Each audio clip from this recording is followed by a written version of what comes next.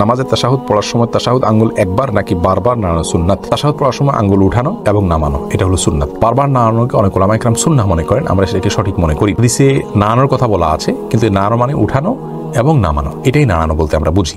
সারাক্ষণ নাড়াতে থাকা, হাদিসে আছে এটা নাড়ানোটা শয়তানের উপরে লোহার আঘাতের মতো।